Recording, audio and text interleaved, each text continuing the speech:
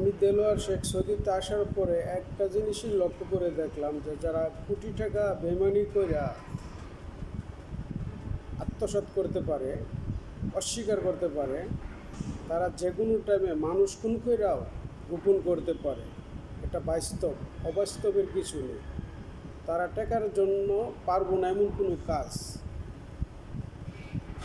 যখন নগদ হ্যাংক্যাশ বেইমানি করে অস্বীকার যাইতে পারে, তা সাধারণ একটা মানুষ মাইরা গোপন কইরা অস্বীকার যাইতেই পারে। এটা অবাস্তবের কিছুই নেই, বাস্তব। তো মানুষ যে কতটুকু বেইমান, কতটুকু হারামি, আমি দেলোয়ার শেখ সৌদিতে আসার পরে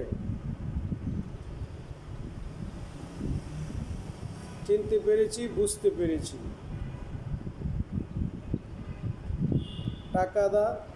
টাকার কারণে সম্পর্ক হয়, টাকার কারণে ভালোবাসা হয়, টাকার কারণেই জনগণ নেতাকে চিনে,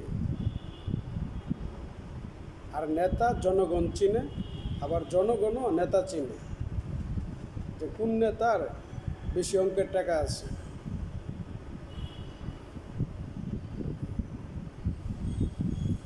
মানুষের জীবনে টাকাই সব কিছু, আবার টাকা ছাড়া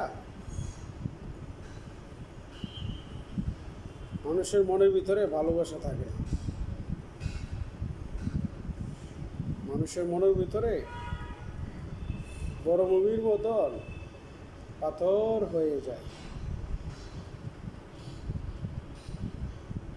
আপনারা একটা জিনিসই ভাববেন যে যারা লক্ষ লক্ষ টাকা, কোটি কোটি টাকা বেইমানি করতে পারে, তারা যে কোনো কাজ করতে পারে এই বাংলাদেশের ভিতরে, তাদের বিবেকে কোনো বাধা থাকবে না।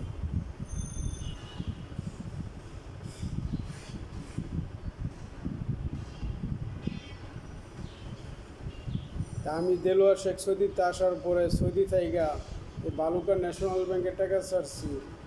তো এটা বালুকা হবির বাড়ির ভিতরে, এটা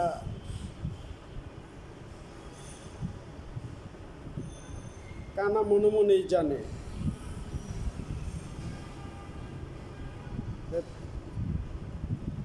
জানলেও এরা এখন চুপ থাকবে, ঠিক আছে? তারা তো নিচেই দেওয়ার মনে পড়বে না।